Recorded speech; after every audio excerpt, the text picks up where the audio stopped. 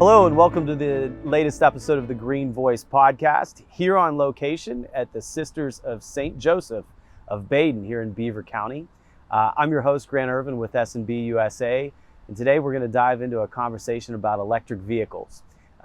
Electric vehicles have been a hot topic in past episodes, and so we wanted to get out on site and see some of the new charging experiences that are happening here in southwestern Pennsylvania. And we have a couple of experts and site hosts here with us today, so we're going to dive into the conversation. So thank you all for being here with me.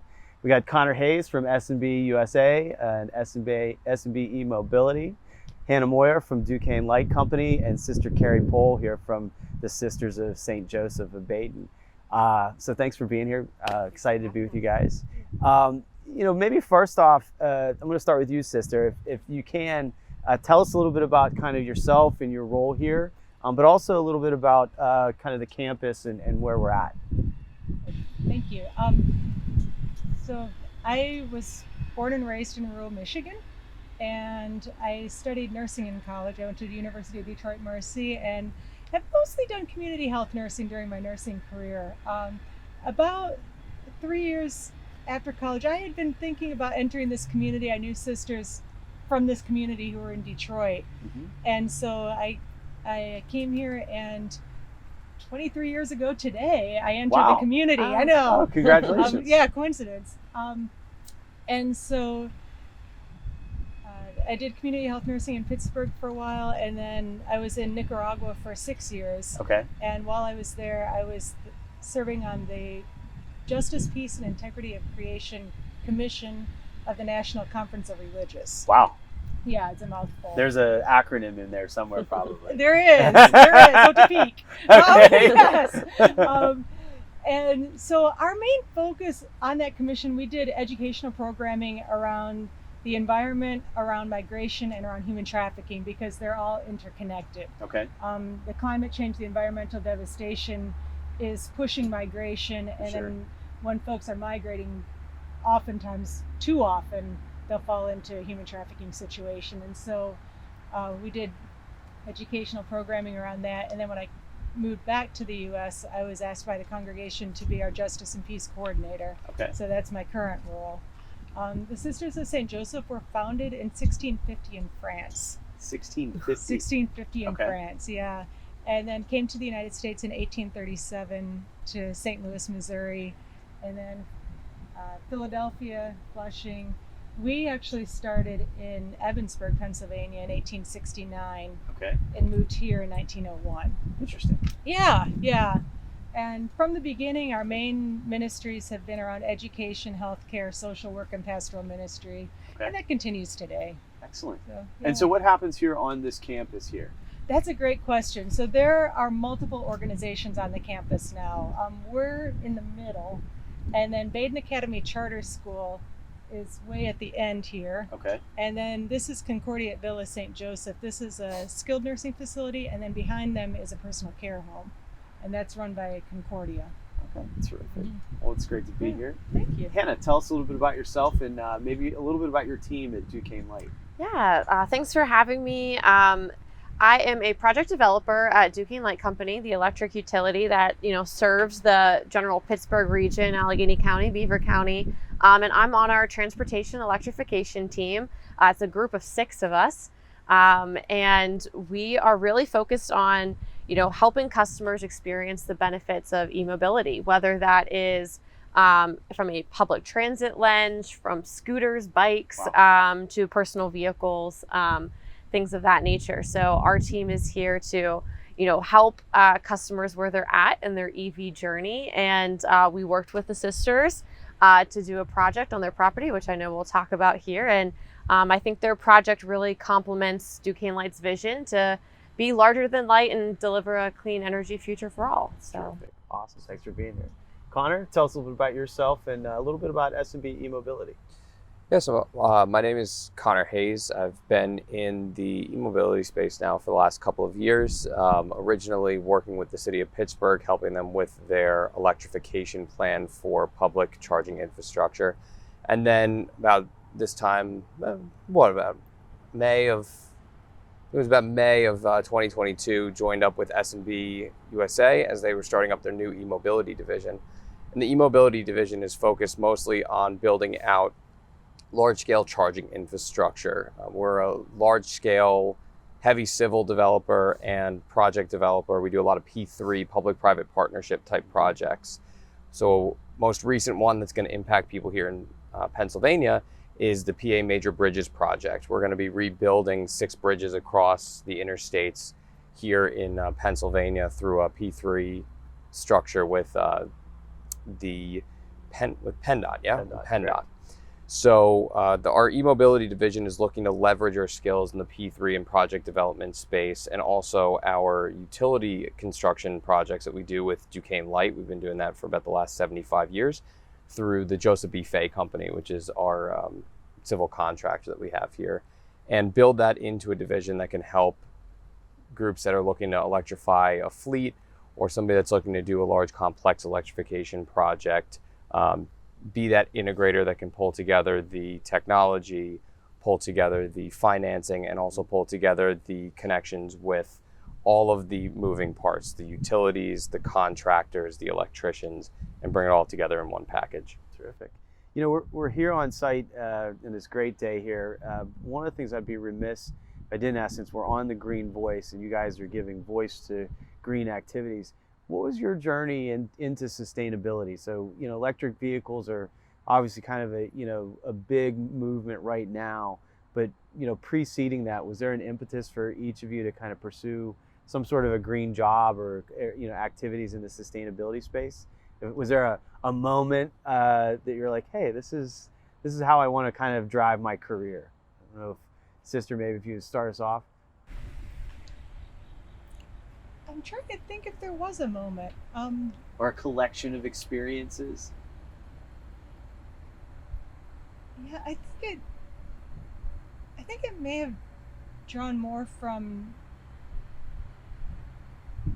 growing up in a rural community. Okay. And my parents we had a small farm. My grandparents were farmers. My aunts and uncles, my cousins are still farming. Mm-hmm. And so just being aware of the effects, the importance of clean air, clean water, clean soil on our livelihoods. And that connection to nature really kind of drove you. Oh, absolutely. We were outside all the time. Right. Yeah. Hannah, how about you? Yeah, I studied environmental science and sustainability for my degrees. But even before that, when I was in high school, I knew I was very interested in access to clean water. That's kind of where it got started, a series of kind of mission trips I had gone on as a teenager, and knew that I wanted to kind of pursue that in my education, and then through sustainability. Did some work in the public health sector. That's actually how I met Sister Kari, was at a previous role. Okay. At a nonprofit. So you guys go way back. We go way back. Okay. We go way back. All right. And then, you know, when this job was available at Duquesne Light, thinking about the intersections of electric vehicles and clean air and local emissions, it felt like a no-brainer to at least apply. And I feel very fortunate to be in this position. That's awesome. Connor, yourself? It's funny that this story is coming up now because the last time I was home a few weeks back, I found an old yearbook from when I was in elementary school. Okay. So first, like 4th grade Connor, like 5th grade. 5th grade. Yes. Okay. So seeing a picture of myself being that tiny was a little bit shocking, to say the least. But they asked us all to put in the bottom, what do you want to do with your life? Yeah. Right. Which, asking 5th graders, there's a lot of really funny things in there, like I want to be Spider-Man, right, or I want to, which in 5th grade is realistic. Yeah, it is very realistic. Totally opportunity. Mine was probably the least realistic of anybody in there. It was, I want to solve cancer and save the rainforest. But as you can see, from a very young age, I had an interest in environmental studies, environmental sciences, and it was really driven from a lot of interest, mostly in animals. Like we used to do a lot of trips to the zoo, and that was always like my favorite summer trip, was when we would go to the Bronx Zoo and see everything. So I think it was something that was just fostered in me very young, and it's something that has stuck with me throughout the years. Interesting. You know, maybe to pivot to kind of the project here. I mean, it's interesting to hear everybody's background. You know, these projects don't just kind of percolate out of nowhere, right? And it's interesting to hear that you guys already had a connection and relationship beforehand. Maybe, walk us through that a little bit. You go to Duquesne Light, but you had already known Sister Pohl, and tell us that story. Yeah, we had met when I had worked for the Environmental Health Project, which is based out of Southwest Pennsylvania, and we had done some work together. And when I started my new role at Duquesne Light, and we were thinking about, we want to make these projects, EV charging, not just in Pittsburgh. We want in Beaver and rural communities. Throughout the whole service territory. It should be equitable with everyone being able to have access.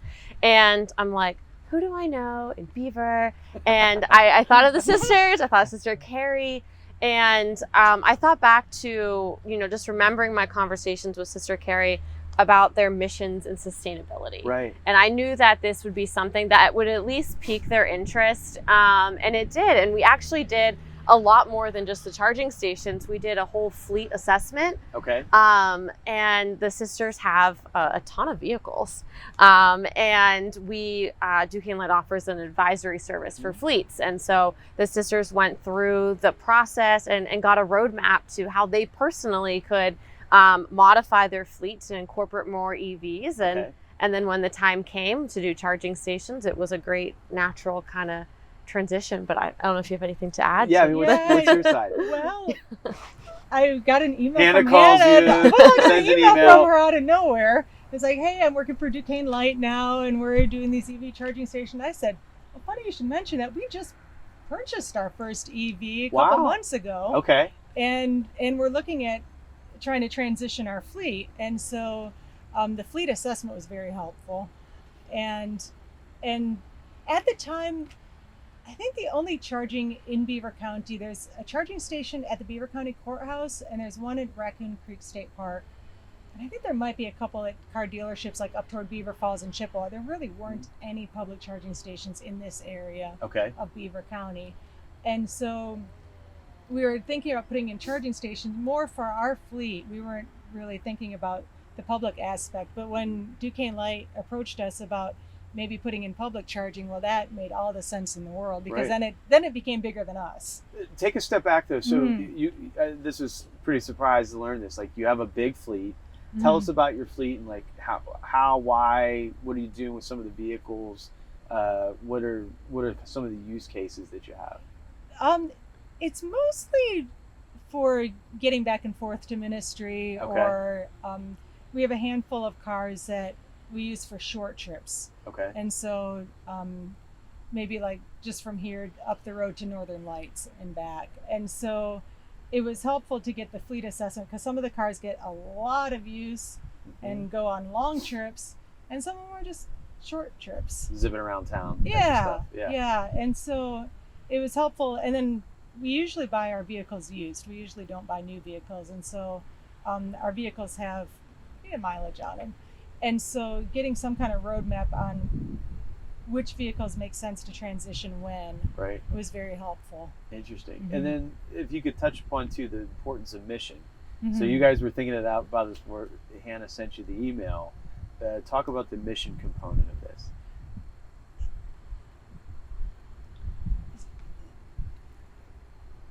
The transportation sector seems to be moving out of fossil fuels, out of petrochemicals. Like the petrochemical companies themselves are investing in EV infrastructure right now. Right. And so there's not a lot of EV infrastructure available.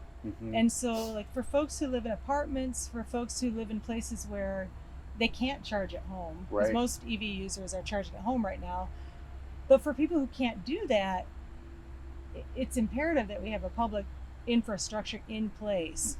And so these charging stations are the slower ones. They're not going to put on a lot of miles in a short amount of time. Right. But it's something for folks. Maybe they work at the Villa, maybe they work at Baden Academy, maybe they work for us, to be able to charge here. And have that available. And have that option available. Right. Yeah. It's important. Connor, on your side, like, give us a sense of like the macro space. Where are we at in the adoption of EVs, here in the United States? Like, what's the market looking like right now?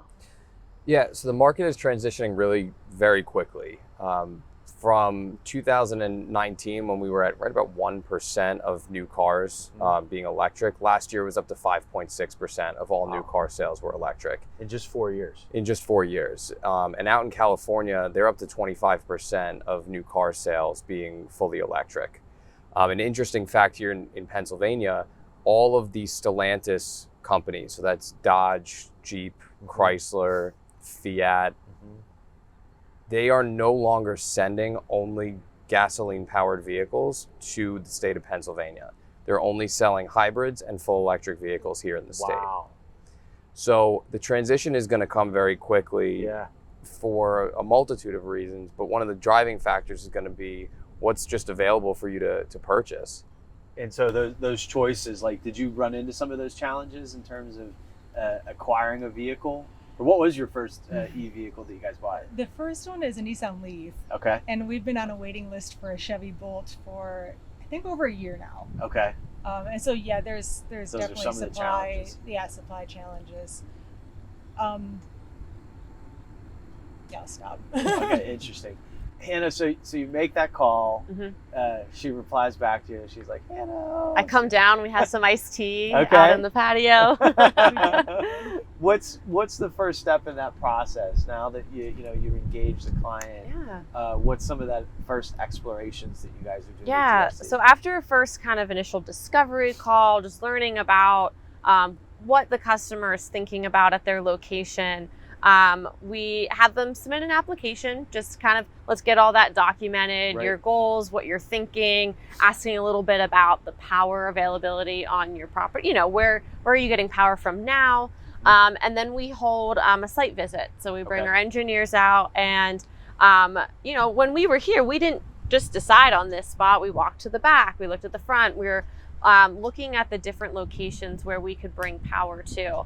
So we really use that on-site visit to kind of help the customer think about a cost-effective project. So you don't want to be trenching, through the concrete just to have them at the front of the building. Maybe having them somewhere close to the power source would be a cost saving. So, and through our program, we are covering the cost of the work from the transformer up to the charging stations, and then the sisters purchased the charging stations and had them installed. But we really want to be here to help with that project management piece, managing the construction, and helping the customer figure out, do they have the power that they need to support the project. Interesting. And so in this one here, I mean, we're kind of on camera and I'm looking over my shoulder here a little bit, but so, walk me through, like, here's the stations, but where's the power coming from? And, so we have 2 dual port charging stations here, so we can do 4 parking spots off of these chargers at one time.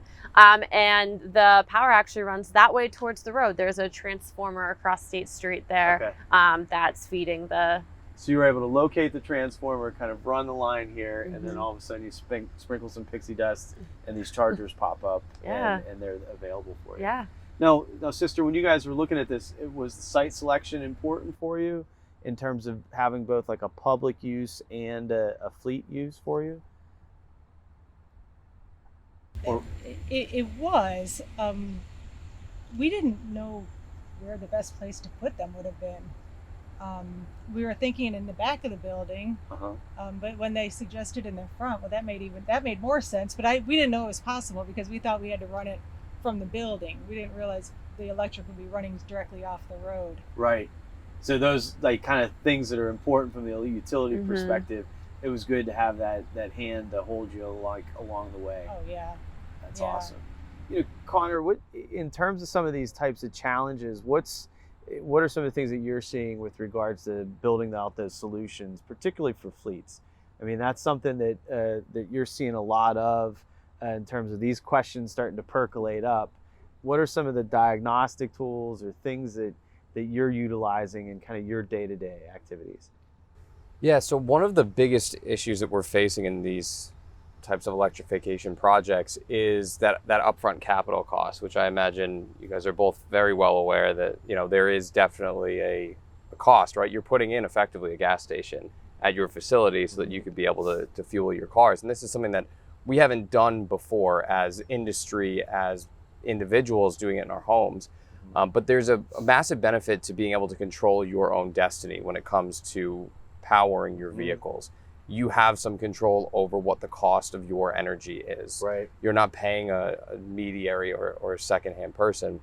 So being able to overcome this initial cost is a big hurdle that a lot of people are facing. And that's something where between federal grant money that's available, the programs with Duquesne Light are available that really helps out. And also private industry that's getting involved here, that's looking to make investments and help people build these projects so they can see the benefits of electric vehicles throughout their business or throughout their personal lives. Yeah. I mean, you mentioned the incentives. I mean, what are, just for the audience out there, what are some of the things that are available for either an organization, you know, like the Sisters of St. Joseph, or school districts, or even individuals? I mean, there's a plethora of stuff. Can you guys break that down for us a little bit in terms of what's available?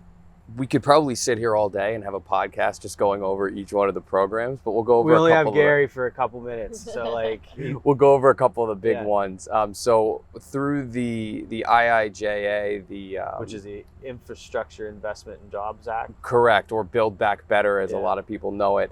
There is a program that's helping to build out all of the federal highways with electric vehicle charging every 50 miles. Pennsylvania just announced their awards yesterday of 54 sites. So look for those to come online over the next 2 years. That's about $5 billion in investment that's going to be happening nationwide over the next 5 years. There's also the community fueling infrastructure, which is a CFI program. That's another $2.5 billion that's going to build both highway charging and community charging. So projects like this, it could be used for charging hubs in your community or even potentially some fleet installations. Part of the Inflation Reduction Act, the IRA, there are tax credits that can help both for new and used vehicles for individuals and for firms to get tax credits for purchasing electric vehicles. And there are local incentives as well. There are incentives from Duquesne Light through their projects. There are state incentives through the AFIG programs, which is put out by the Department of Energy here in Pennsylvania. That's the Alternative Fuel Initiative Incentive Grant. Alternative Fuel Incentive Grant. There you go, boom.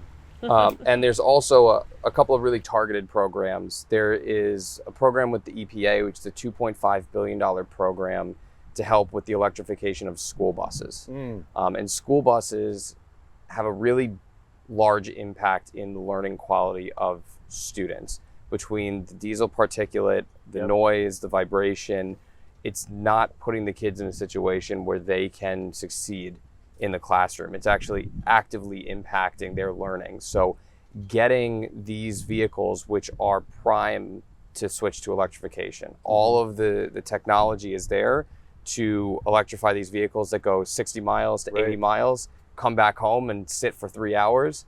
Perfect time to plug them in and get them charged back up. So there's $2.5 billion from the EPA to help accelerate that project. And last year they put out $1 billion nearly to start that process. That's so exciting that there's all these resources out there. You know, Hannah, from Duquesne's perspective, you know, you talked a little bit about AFIG.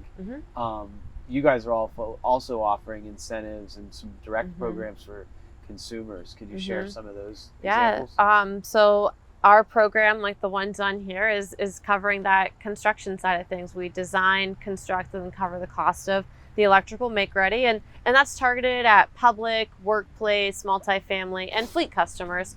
For that program, we also offer additional, rebates on top of that. We have a fleet rebate for those who participate in our fleet program to get additional rebates on the hardware. Communities and environmental justice areas have a special rebate as well. But we also have some incentives for just residential customers who, if they register that they have an EV with Duquesne Light, they get a $50 I just learned about that one. Yes, so you'll have to apply. I know I gotta go sign up as soon as we get back to the office. But we really want to help customers, maximize all the programs that Connor just stated. And does it get to be a challenge because there's so much versus having a single targeted program available? Like there's a lot of, acronym alphabet soup that's out there. And how are we kind of helping people navigate the process, both a commercial customer, as well as the individual? Like, what are some thoughts that you guys have there? From our side, ones I can speak, well to is the Driving PA Forward program from DEP, which is coming to a close, but it was open for at least the first year of our program.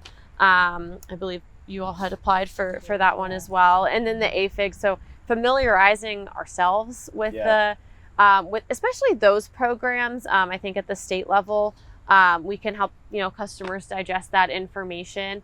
The larger ones, they're trickier. They have a lot of different requirements and things that you have to do to meet them. So just continuing to educate ourselves and point them to experts. And how important is like the ability to coordinate? Like you have, both at the project level and with the client or the customer, but also kind of, you're talking about like some of the National Electric Vehicle Initiative or Community Fueling Initiative. Like these are going to require everybody getting around a table like this and strategizing. I don't know how important that is and thoughts that you guys have there. Sister's nodding her head. She's like, oh yeah, coordination's big. Yeah, things definitely go better when there's coordination. In terms of location, in terms of type of charger, in terms of availability, the number, I feel like the infrastructure is popping up here, popping up there, popping up here, but there's not really overall strategy. Vision. Yeah. How'd that work for you guys, like here at the facility level, like in terms of getting, the people that are required to make an infrastructure investment on a site? Was that a challenge? Not with the help from Duquesne Light. Okay. Yeah. Good plug for Hannah. That's good. Big plug for Hannah.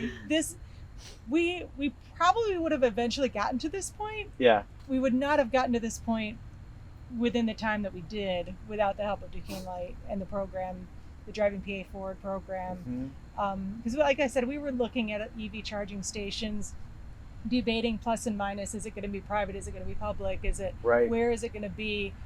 It would have taken us much longer to do all of that work ourselves than it was to collaborate. Sure. To collaborate with Duquesne Light to get it done. And the point to make it public, what was kind of the impetus for that? To make it available to more people. Yeah, just to make it accessible. Mm-hmm. So these chargers can be used by staff, by visitors. So it's kind of, an open rotation of folks. Yeah, it comes up on the PlugShare app. Oh, cool. So, okay. Yeah. How's, that's actually an interesting segue, like technology. We talk about this in the office a little bit, but like the rate of technology adoption and how much is just becoming available constantly. Like what's your internal assessment? Yeah, well, we were talking about a project the other day where there was no vehicles available that really kind of fit what they needed. Right. And then 3 days later, I'm sending you an article saying, hey, here's the perfect vehicle. It's going to be on sale in 6 months. Let's try to get a pre-order in on this. The technology is rapidly advancing, but the good news is we are starting to come to some level of standardization. Whereas big story in the news lately has been the adoption of the Tesla, the National North American Charging Standard, NACS, NACS. A lot of companies are starting to transition to that. And what does that mean for the traditional chargers? Well, the great news is all of the work that's been done over the last couple of years, the only thing that's going to be different between the two of them is you need a dongle. And a lot of these, like the Tesla plugs, for example, they have something called a magic dock, which is a dongle that's connected to the unit and can only be removed if you're charging your vehicle. So it's not going to get stolen. You're not going to pull up with a dongle that doesn't work. So all of this stuff is starting to get worked out, but there are still things that are not fully fleshed out yet. Such as? What is the charging going to look like for large fleets? Are we going to stick with plugs, or are we going to end up using inductive charging? Is something that keeps coming up. How quickly can we charge the vehicles? What happens with the battery packs? Right. Solid state batteries are something people keep talking about. Toyota says they're bringing one to market in 3 years, and they're going to get 600 miles on a charge in their vehicle and be able to recharge it in 10 to 15 minutes. Yeah. So these are all things that as the technology advances, there may be some changes in how many chargers we need to put in the ground. If we're getting 600 miles, well, I can drive from here all the way to Long Island, New York to see my family and still have some charging left over. Right. So we may not need as many of the highway charging. I'll charge at home on this side and I'll charge at home then.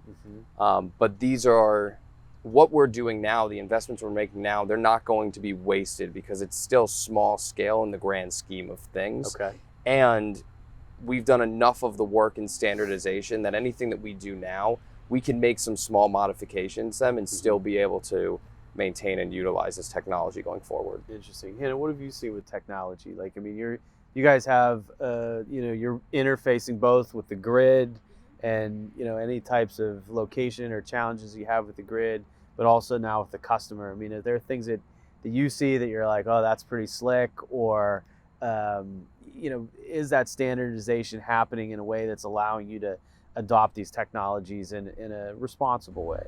Yeah, I think relying on, research that other utilities are doing, that organizations that support utilities to kind of understand, okay, this is a new technology. What do we know about it? Is anyone using it anywhere else? And just trying to keep up with all the new stuff that is coming. Do you have that too, like technology anxiety, where like there's like, oh my God, there's another thing coming? It's exciting. I mean, it's amazing to see what people come up with. It's very intelligent people in this world coming up with just creative ideas to problem solve and do things. So it is exciting to see new things, and thinking about how it is going to interact with the grid is obviously at the forefront of our mind. And, we're always thinking about grid planning and modernizing, and it's an evolving process. Right. It's constantly looking at parts of the grid and where do we need to invest to upgrade if we have a fleet coming or things like that. National Drive Electric Week's coming up here and just around the corner.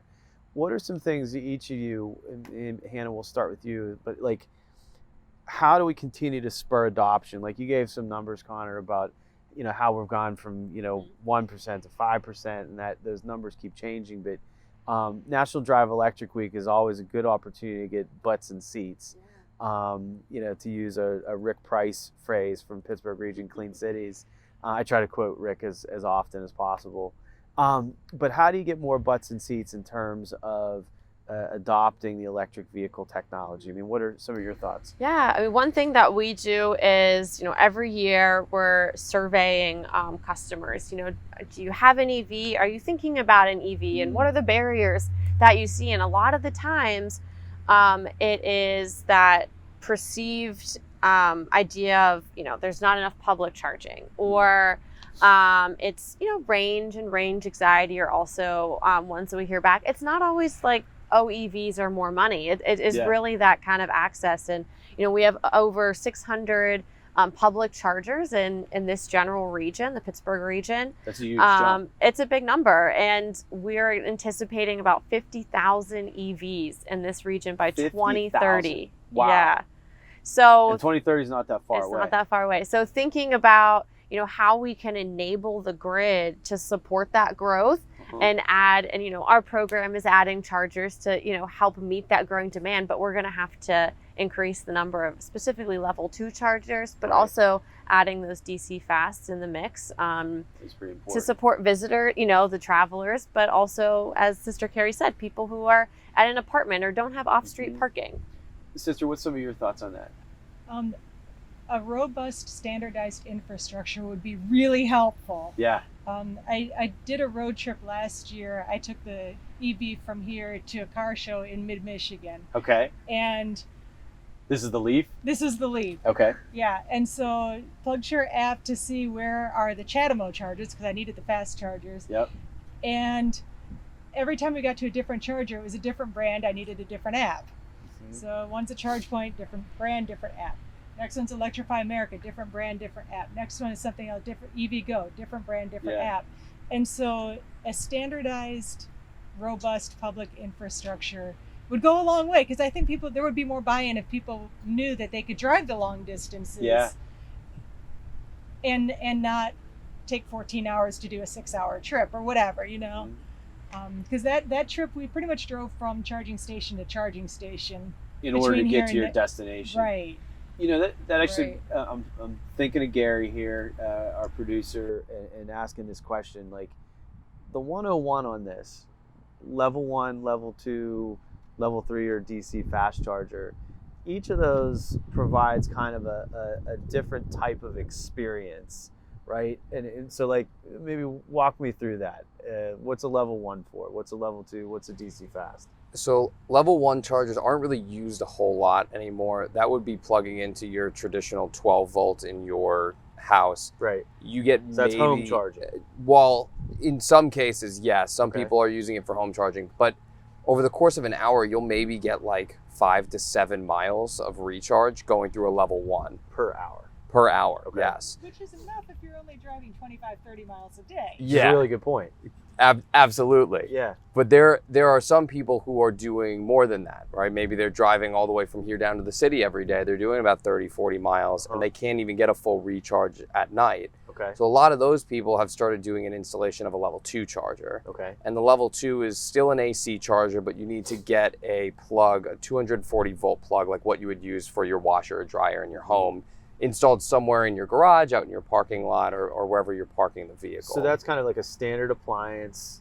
You need an upgrade for like your panel or electrical box if you're a homeowner. It all depends. Some homes you will need to upgrade your box to be able to have enough electrical capacity. If you have a newer home that has space to add more appliances, or somebody has already done an electrical box upgrade, you may not have to do that change in your home. Right. And then the level 3, the DC fast. DC fast charger, I don't think you're going to see many people installing these in their homes. Okay.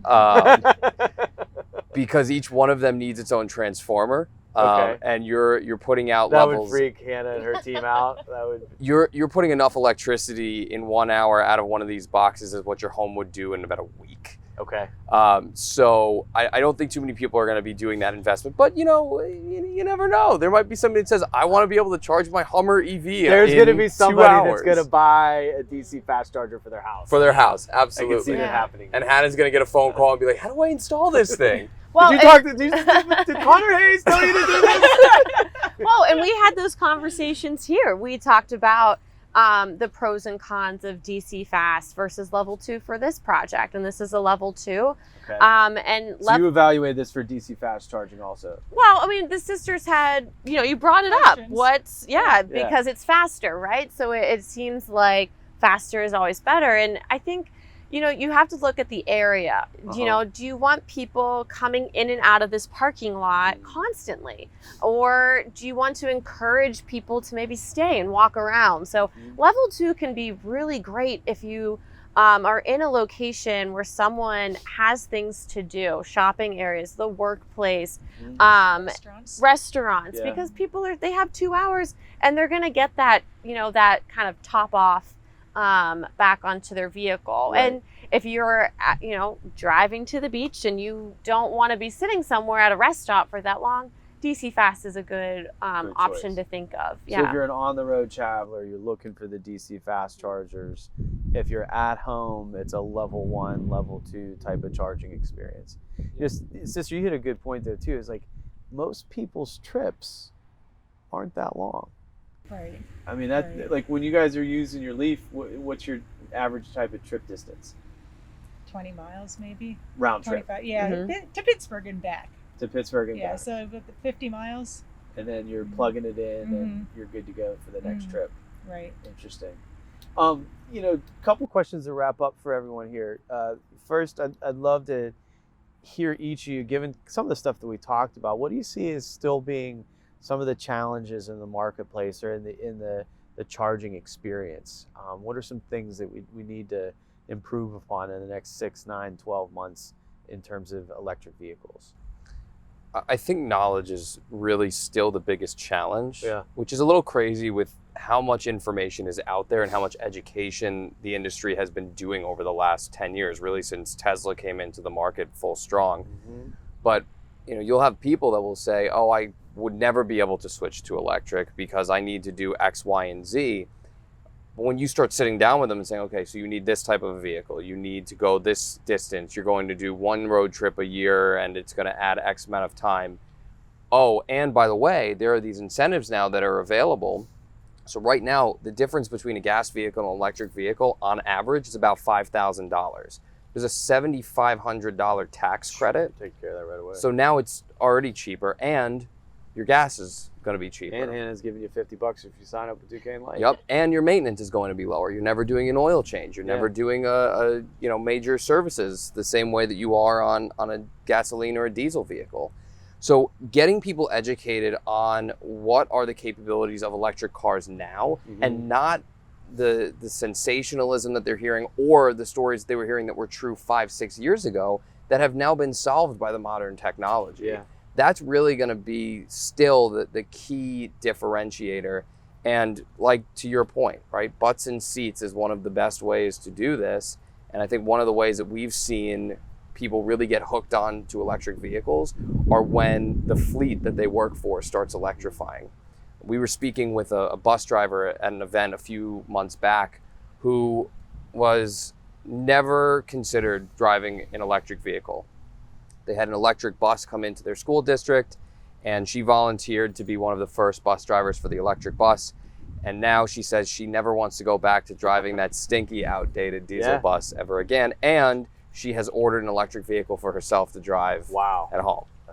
So just from driving this vehicle for a few weeks at work has now completely shifted this person's idea of what it is to own and drive electric. Interesting. Education, Hannah, what's your challenge? I think, thinking about charging infrastructure and getting it out there, so much planning. There is a lot of planning, and it is not always going to happen maybe as fast as you want to see it, because you have to, work with the utility, early and often. And I think using the utility as your resource for the best siting of the stations, and the realistic expectations of when you can get a transformer delivered, and depending on the size of the project. So the bigger the project, it is so critical to have those conversations early on to help make that happen. Make it happen. Sister, what's your challenge out there? What are things you're seeing?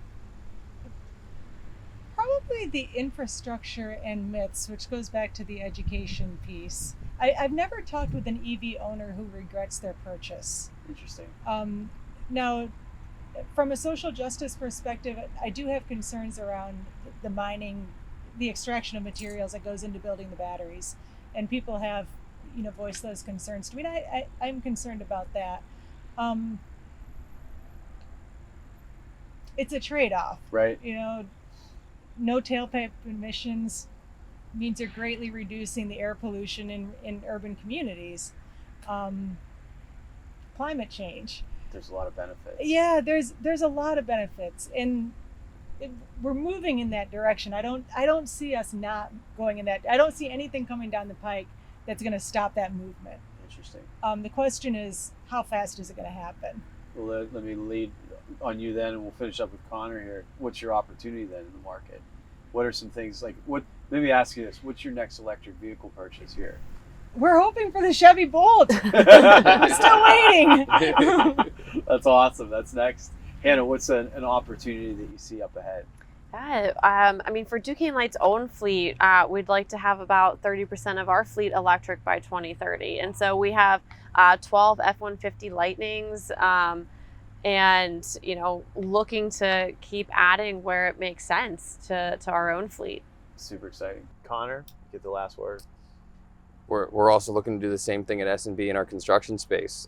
We've been working on a pilot program to look at what it's going to take to electrify not only the vehicles that take our employees to and from the job sites, but also the construction vehicles that are out there building the roads and bridges as well. So if we can find a way to decarbonize what we're doing and the impact that we're having while building the infrastructure that's allowing everybody to get around, I think that's going to have massive benefits as well. That's super exciting.